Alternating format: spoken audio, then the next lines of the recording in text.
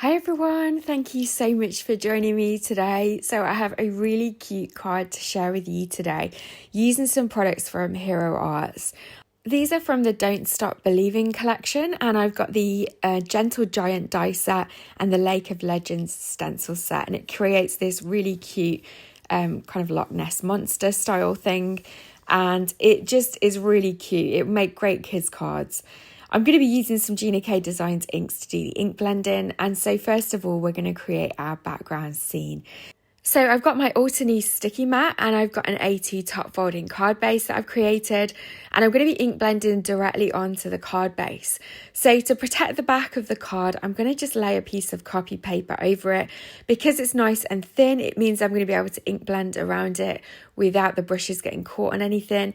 It also will protect the whole of the back of that card panel, and there's no risk of it tearing the cardstock. So I'm going to bring in the layering stencils now, and they come in a set of 4.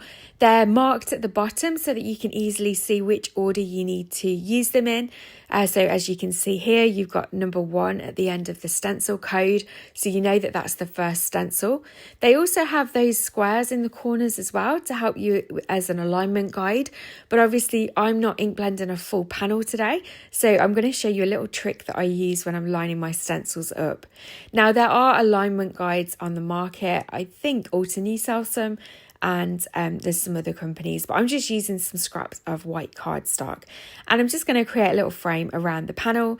So these scraps would have ordinarily gone in the bin, so you may as well use them to create alignment guides like this if you don't have anything else in your stash.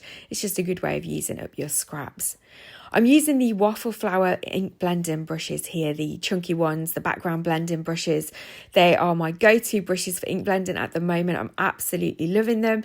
You get a really smooth coverage when you're using them on a stencil, and because the Gina K Designs inks kind of get an airbrushed look as they dry, they really smooth out. These brushes just help to really perfect that blend. So I've used Sea Glass and Tranquil Teal for the ocean. I used Blue Sky for the sky and the clouds. I'm now using Jelly Bean Green for the hills. And then for the detail on the hills, I'm going to use Kelly Green, which is a really vibrant, bright green. There is also some fish detail on the bottom of stencil 3, which I didn't use, so you could add the fish in if you wanted to. But of course, with the stencils, you don't have to use all the layers, you don't have to use all the stencils. Whatever's going to work best for your project. And you can see we've got that lovely background. So once the ink's dry, you can see that it really smooths out and it looks really, really crisp. So I'm going to pop that to one side, and I'm going to bring in these Perfect Touch arches and tag dies from Spellbinders. I want to create an aperture using one of the arch dies so that we're going to frame our scene like that. I'm just going to bring in my stamping platform so that I can stamp my sentiment directly onto that arch before we stick it down. I've got a Waffle flower grip mat in my stamping platform, and it was just a little bit dirty, so I've just wiped that ink off. It's very badly stained, so I do apologise about that, but of course it's still fit for purpose. It just looks well used. The stamp was getting really stuck to my fingers, so I'm using my tweezers just to smooth that around and get it nice and centred. And it says, "Love you, locks." So I love that little pun and play on words.